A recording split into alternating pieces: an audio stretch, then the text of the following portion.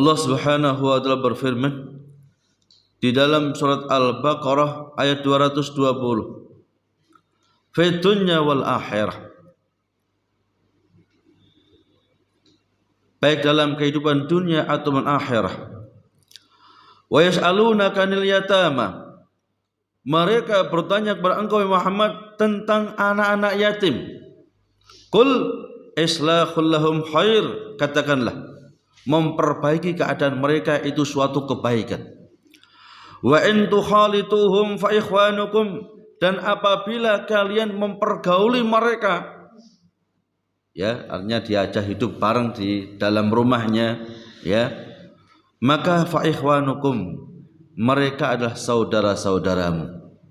Yang mana saling saudara, saling membantu, menolong, ya, dan meringankan. Wallahu ya'lamul mufsid minal muslih. Allah Maha mengetahui siapa orang-orang yang berbuat kerusakan dan siapa orang-orang yang berbuat kebajikan. Walau sa'allahu la'anatakum, dan andai saja Allah berkehendak, Allah akan mempersulit kalian. Innallaha azizun hakim, sesungguhnya Allah Maha perkasa lagi Maha bijaksana. Wa yas'alunaka ayyuhan nabi 'anil yatama alladzi mata abuhum wa hum duna sinil bulugh kaifa yatasarrafuna ma hum fi ma'asihim wa amwalihim. Mereka para sahabat, orang-orang yang beriman bertanya kepada engkau wahai Nabi tentang urusan anak-anak yatim. Yang dimaksud anak yatim alladzina mata abuhum wa hum duna sinil bulugh, yakni mereka anak-anak yang ditinggal mati oleh orang tuanya, ya, oleh bapaknya, sedangkan mereka masih belum mencapai umur balik. Itu anak yatim. Kaifa yatasarrafuna ma hum fi ma'asihim wa amwalihim, bagaimana bermuamalah dengan mereka anak yatim, baik dalam berkaitan dengan kehidupan mereka ataupun harta yang mereka miliki. Jadi orang-orang yang beriman mereka bertanya kepada Nabi kita Muhammad sallallahu alaihi wasallam berkaitan dengan bagaimana menangani dan bermuamalah dengan anak-anak yatim. Yang dimaksud anak yatim, bapaknya meninggal dunia sedangkan dia masih belum mencapai umur akil balik. Ya, kalau sudah umur 40 bukan yatim. Saya yatim umur berapa? 40, bukan yatim sudah. Ya. Apalagi sudah punya anak lagi. Bukan yatim. Ya, yatim itu ditinggal mati oleh bapaknya, ya, sedangkan dia masih umur yang belum mencapai akil balik. Bagaimana bermuamalah dengan mereka berkaitan kehidupan anak yatim dan berkaitan dengan harta yang ditinggal oleh orang tua anak yatim. Qul lahum, katakan kepada mereka Muhammad, islahukum lahum khair, kalian berbuat baik kepada mereka itu suatu yang kebaikan yang sangat baik. Jadi kepada anak yatim, ya, kita harus mensikapi lebih rahmat kepada mereka melebihi yang lainnya. Misalnya anak-anak kecil ada 10, ya, 2 yatim, ini berbeda mensikapi anak yatim ini, ya. Mengapa? Kalau yang 8 bapaknya masih ada, jadi yang bertanggung jawab untuk ini masih ada, ya. Adapun mereka anak yatim, siapa yang bertanggung jawab? Kita saudara-saudaranya. Jadi memperbaiki mereka untuk pembiayaan mereka, untuk kehidupan mereka, untuk pendidikan mereka, keterampilan mereka, ini suatu kebaikan yang sangat baik. Faf'alul anfa' lahum daiman, dan berbuatlah sesuatu yang bermanfaat untuk mereka terus menerus, ya. Jadi berbuat baik pada mereka. Mungkin mereka enggak bisa ngaji, kita ajari ngaji. Mungkin mereka, ya, diarahkan supaya mereka lurus walaupun tidak ada bapaknya, ya. Biasanya kan anak itu lebih takut kepada bapaknya melebihi ibunya. Ketika ayahnya sudah tidak ada, maka kita saudaranya yang mengarahkan mereka supaya mereka lurus dalam menjalani kehidupan di dunia ini. Wa in tukhalituhum fi sa'iri su'uni ma'asi fahum ikhwanukum fiddin. Ketika kalian bercampur dengan mereka dalam seluruh kehidupannya, jadi mungkin diajak di rumahnya atau mungkin dibuatkan rumah untuk mereka, atau mungkin membuat lembaga untuk mereka, maka ketahuilah fahum ikhwanukum fiddin, mereka itu saudara-saudara kalian dalam agama. Namanya saudara, walal ahi ayyar'a maslahata ahihi. Seorang saudara itu memperhatikan untuk kemaslahatan saudaranya. Saudara itu adalah berusaha bagaimana untuk memperbaiki saudaranya. Bukan malah berbuat yang di situ merugikan anak-anak yatim. Contoh, anak yatim punya hartanya kita kelola, malah kita pek misalnya. Tidak boleh. Mungkin bisa kita kelola untuk kita kembangkan. Sewaktu-waktu dia sudah cukup umurnya, kita berikan. Ini dulu harta peninggalan bapakmu. Dia meninggalkan usaha ayam misalnya, atau usaha jahit misalnya. Ini alhamdulillah sudah saya kembangkan, dan sampan sudah cukup umur, pegang sudah. Dulu jahitnya 5 buah jahit, sekarang mencapai 100 jahit. Sudah, jalankan. Bukan malah dulu 100 jahit, sekarang tinggal 5 jahit. Bukan gitu. Tapi kalau bisa kita kembangkan untuk kebaikan mereka. Wallahu ya'lamul mudhi li amwalil yatama minal haris ala islahiha. Dan Allah Maha mengetahui siapa orang yang dia ini adalah berbuat curang, mengambil sebagian harta anak yatim, ataupun orang yang berusaha untuk memperbaikinya. Tadi contohnya, mungkin dulu bapaknya punya usaha, usaha kambing. Kambingnya 10 ekor, dikembangkan. Setelah anaknya cukup umur, bisa mengatur dan juga bisa mengelola harta orang tuanya, maka kasihkan.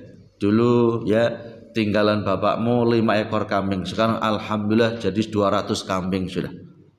Ini mau ambil. Jangan dibalik. Dulu kambing bapakmu 200 dipotong-potong tinggal 5 ekor kambing.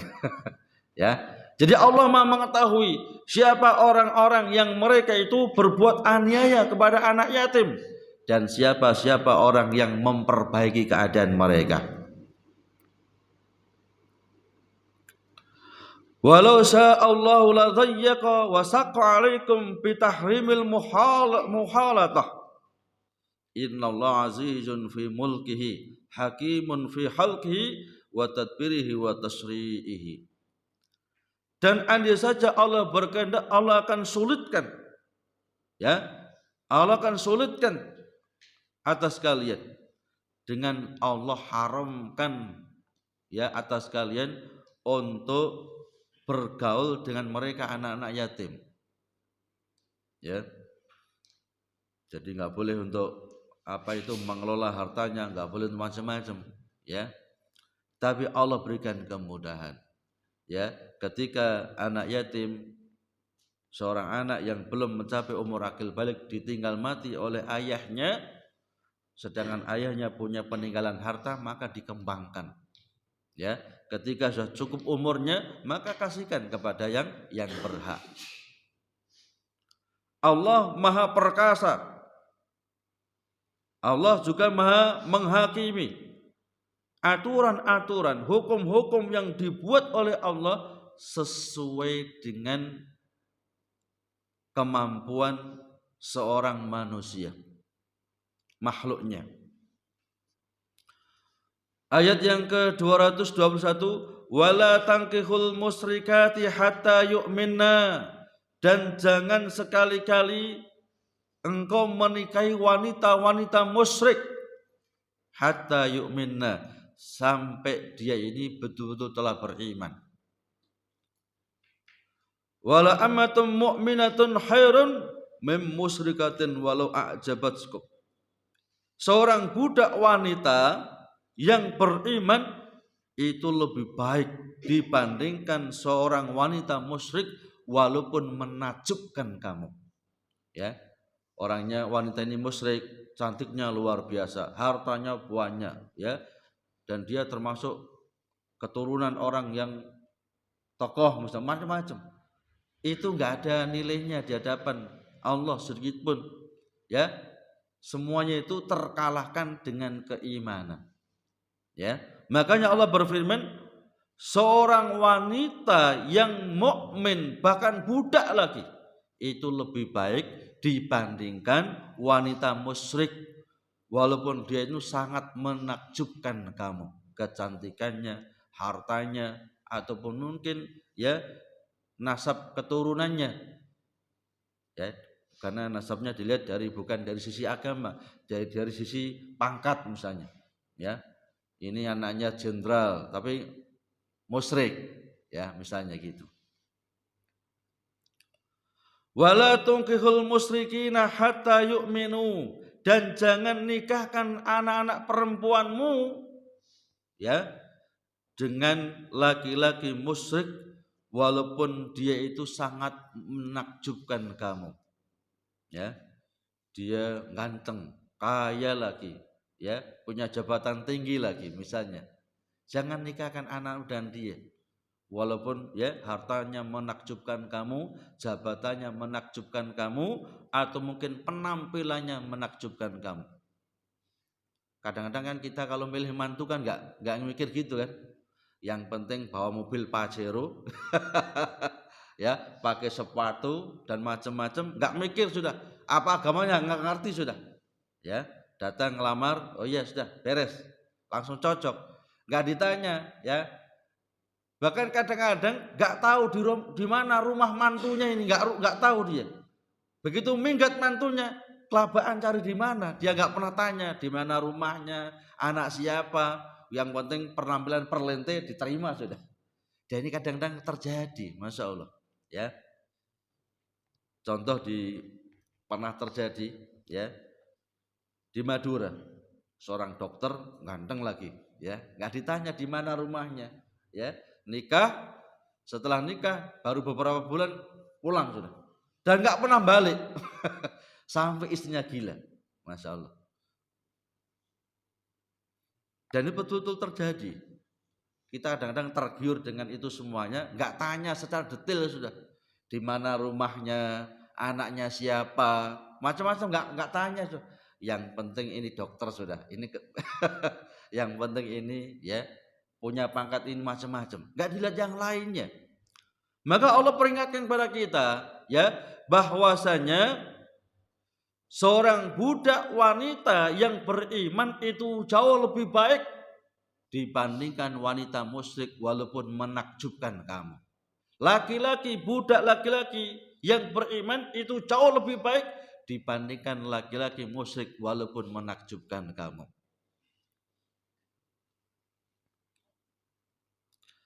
Ulaika yad'una ilan nar. Mengapa? Karena mereka wanita-wanita musyrik walaupun menakjubkan, mereka laki-laki musyrik walaupun menakjubkan, ulaika yad'una ilan nar. Mereka akan mengajak kamu ke neraka Allah. Ya, kalau enggak iman kan ngajak kita kepada neraka Allah. Ya. Baik seorang istri ataupun seorang suami. Berapa banyak seorang suami, ya, yang awalnya taklim, yang awalnya gemar ke masjid, setelah nikah nggak pernah ke masjid, ada nggak gitu? Kan banyak kan? Bahkan kadang-kadang ganti agama. Ya. Ketika sudah betul-betul senang kepada istrinya, istri ngomong, "Mas, kita cerai sudah." Loh, ada apa? Karena sampean beragama Islam, saya kan enggak orang yang non muslim. Ya. Jangan gitu. Kalau sampean tetap mau nikah dengan saya, ya, sampean harus ganti agama sudah.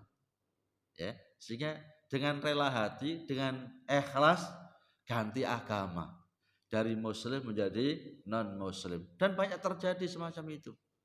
Ya. Wallahu yad'u ilal jannah wal maghfirah bi'idnih. Sedangkan Allah mengajak kalian untuk masuk surga dan supaya mendapatkan pengampunan Allah dengan izin Allah.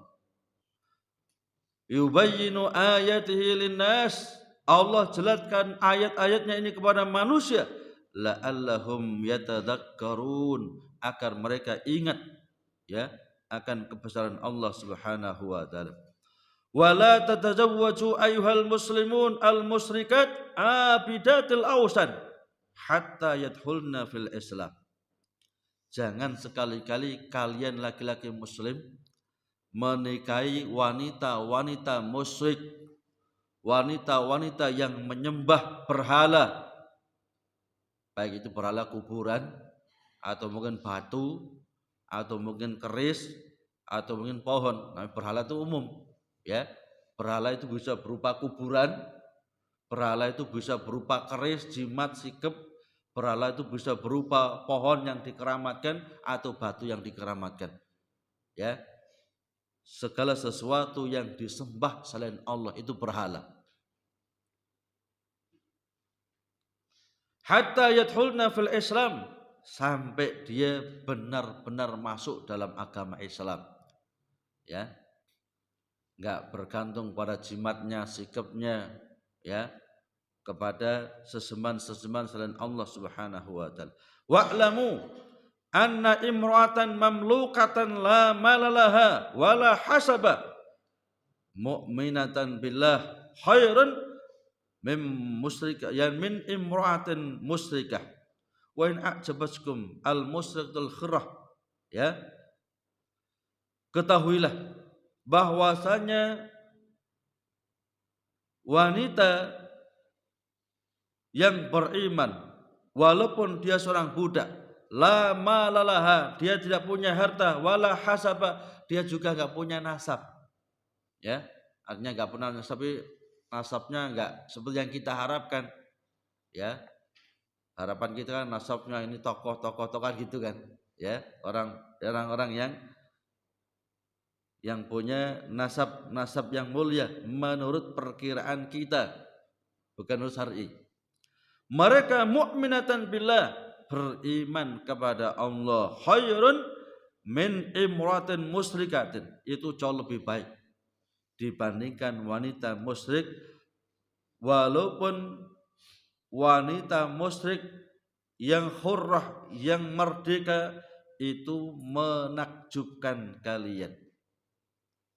Menakjubkan penampilannya, ya, mungkin lincah, mungkin macam-macam, ya. Budak wanita yang beriman itu jauh lebih baik. Wala tuzawwiju nisaakum almu'minat ima'an aw harair lil musyrikin hatta yu'minu billah wa rasulihi. Dan jangan sekali-kali kalian nikahkan wanita-wanita kalian, anak-anak perempuan kalian kepada laki-laki musyrik, walaupun laki-laki musyrik ini menakjubkan kalian. Wa'lamu anna abdan mu'minan ma fakrihi khairan min musyrikin in a'jabakum musyrik.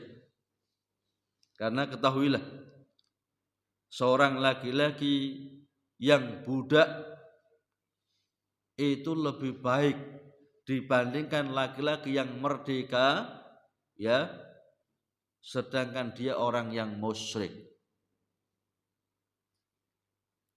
Sering kita jumpai semacam itu, ya.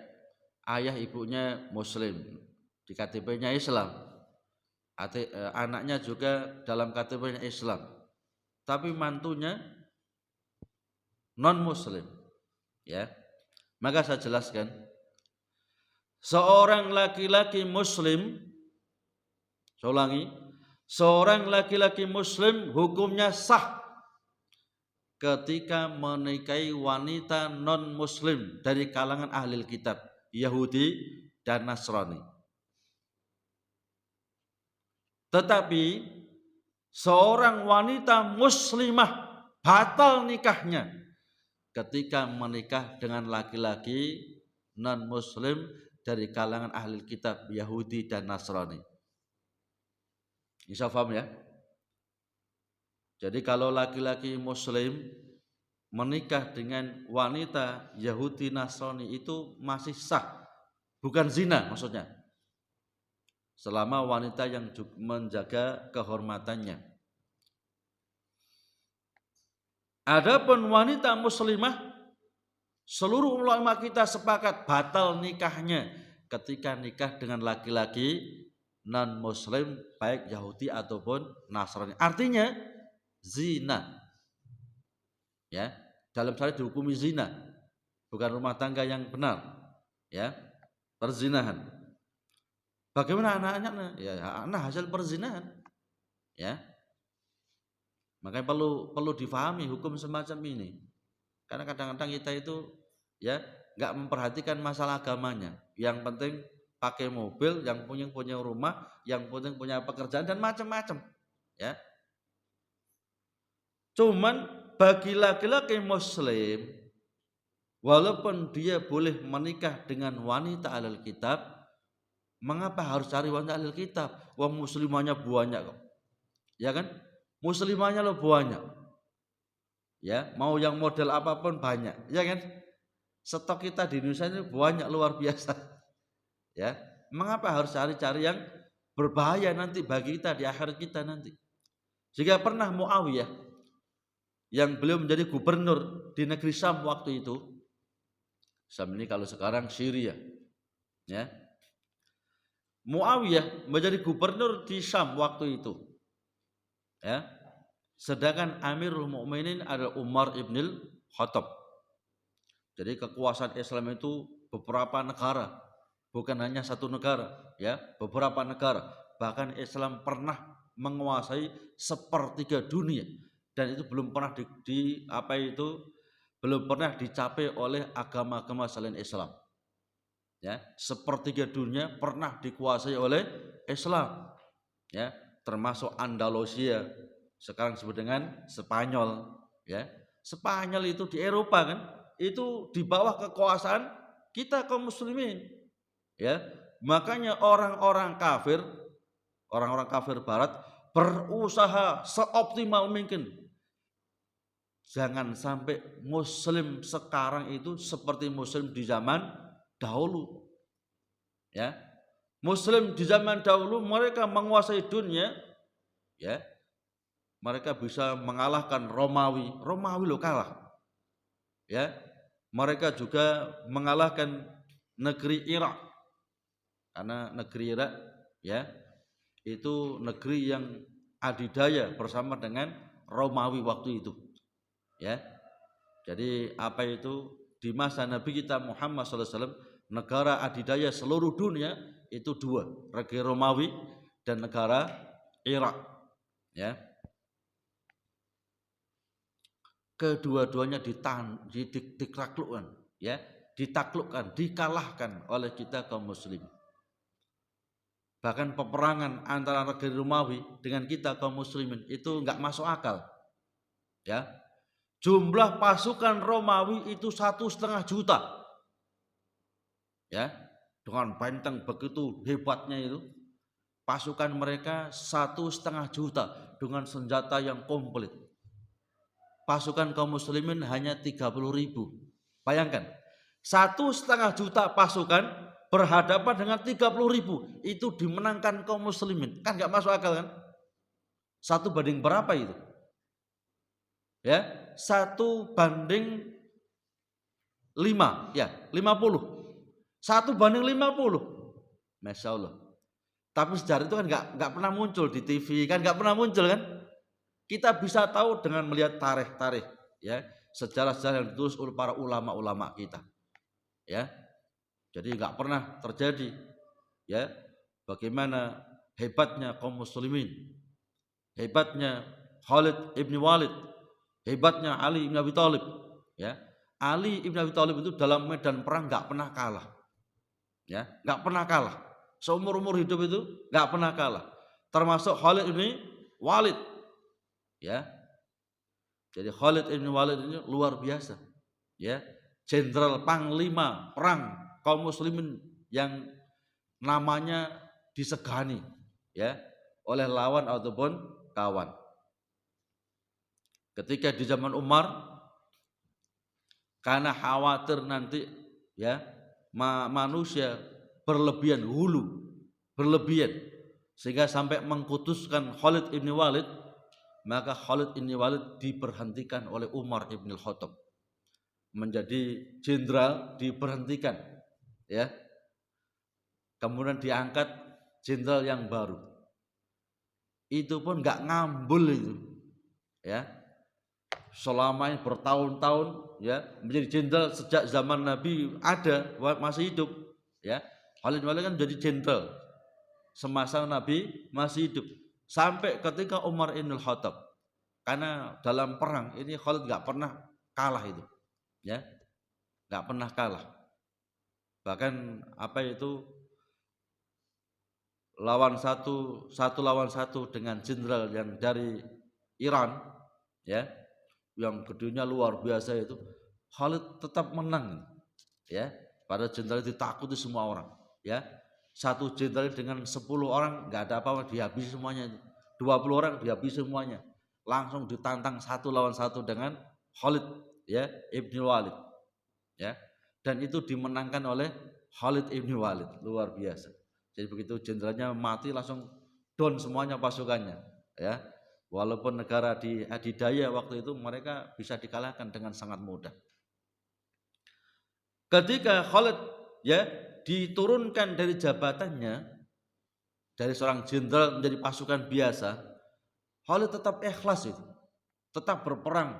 Mantan anak buahnya menjadi panglimanya, ini tetap, ya, tetap ikhlas. Ditanya oleh teman-temannya, "Woi Khalid, mengapa engkau masih berperang? Bukankah engkau telah dipecat oleh Umar ibn Khattab?" Ya, kata Khalid, "Saya berperang bukan karena Umar, saya berperang karena Allah Subhanahu wa taala." Luar biasa. Kalau kita kan, ya, jabatan nggak dinaik-naikkan kadang-kadang ngambul, ya kan. Ini Khalid seorang jenderal dicopot dari pangkat jenderalnya jadi pasukan biasa, nggak masalah itu. Mengapa? Karena berperang membela agama Islam bukan karena orang per orang, tapi betul-betul karena Allah Subhanahu wa taala. Sehingga luar biasa, kaum muslimin betul-betul disegani, ya. Makanya di zaman Islam jaza itu orang-orang kafir bangga kalau bisa ngomong bahasa Arab itu, ya. Orang-orang Spanyol, orang-orang Eropa itu belajar sungguh-sungguh bahasa Arab supaya bisa ngomong bahasa Arab. Mengapa? Mereka bangga kalau bisa ngomong bahasa Arab. Mengapa? Yang berkuasa dalam seluruh dunia adalah orang-orang Islam. Sekarang kan beda kan? Kalau belajar bahasa Arab dianggap kuno, ya kan? Karena yang berkuasa, ya, orang-orang barat, ya. Maka kita bangga kalau bisa ngomong bahasa Inggris. Ya enggak, yuk? Ayo nak kursus bahasa Inggris. Ayo nak les bahasa Inggris. Kita akan bangga luar biasa itu kalau anak-anak kita bisa ngomong bahasa Inggris. Ya enggak itu? Mengapa? Karena yang menguasai dunia ada orang-orang barat, ya. Padahal dulu ketika kaum muslimin yang berkuasa, orang-orang barat itu bangga kalau bisa ngomong bahasa Arab, ya. Kita lihat termasuk Imam Al-Qurtubi, ini ulama dari Spanyol, orang Eropa. Imam Al-Andalusi itu ulama-ulama dari Spanyol, ya, banyak ulama-ulama yang muncul dari negara Spanyol, termasuk Imam Ibn Hazm, ya, itu ulama dari Spanyol, ya. Mereka yang awalnya non muslim setelah ditundukkan ke muslim beragama Islam, mereka semangat belajar agama Islam dan bangga kalau bisa ngomong bahasa Arab. Jadi walaupun dari negeri Spanyol dan negeri Eropa, mereka nulis kitab-kitab dengan bahasa Arab, bukan dengan bahasa Inggris, ya, menunjukkan mereka bangga kalau bisa, ya, berbahasa Arab. Mengapa? Karena yang menguasai dunia ada orang-orang Islam, ya. Tapi nanti di akhir zaman kaum muslimin akan kembali seperti di masa lalu, menguasai seluruh dunia ini, ya. Masa itu sudah disabdakan Nabi kita Muhammad sallallahu alaihi wasallam. Maka belajar dan belajar, ya. Agama diperbaiki, akhlak diperbaiki, pendidikan juga diperhatikan, ya. Makanya benar kata Umar, ya, man arada dunya falibil ilmi wa man aradal akhirah falibil ilmi wa man aradahuma falibil ilmi. Orang yang ingin sukses dunia harus punya ilmu dunia. Jadi belajar dunia itu penting, ya. Antum mau jadi insinyur enggak, menjadi orang yang ahli dalam bangunan enggak sekolah insinyur, ya enggak bisa, ya. Dan barang siapa yang ingin sukses akhirat, dia harus juga punya ilmu agama, ya. Jadi keduanya penting. Kita harus belajar masalah dunia, kita juga harus belajar masalah agama. Dan agama jauh lebih penting daripada dunia, ya. Termasuk misalnya kita nggak ada yang mau belajar kedokteran, nanti dokternya non muslim semuanya nanti, ya kan? Lebih baik dokter muslim. Mengapa? Minimalnya dia ada ghirah, semangat untuk, ya, membantu saudaranya yang muslim, kan gitu. Jadi harus ada di antara kita muslim, harus jadi dokter, harus ada, ya, harus ada yang spesialis, harus ada yang bagian, ya, peneliti obat-obatan dan macam-macam. Tujuannya untuk kemaslahatan kaum muslimin, ya. Karena kadang-kadang ada yang saklek, nggak mau belajar dunia apapun, yang penting agama atau 100% agama. Tidak, ya. Kita belajar agama dengan baik, juga pendidikan umum dengan baik pula, ya. Karena kita nggak mungkin sukses di dunia kecuali punya ilmu dunia, dan kita nggak mungkin sukses akhirat kecuali punya ilmu agama. Dan ketika kita ingin sukses kedua-duanya, harus punya ilmu dunia dan akhirat. Jamaah rahimakumullah. Cukup, Ustaz. Oke. Mudah-mudahan kita kaji pada pagi hari ini memberikan tambahan ilmu dan wawasan ilmu bagi kita semuanya. Jadi kita baru sampai ayat 221. Kita tutup dengan doa kafaratul majlis. Subhanalhamdika asyhadu an la ilaha illa anta astaghfiruka wa atubu ilaik. Assalamualaikum warahmatullahi wabarakatuh.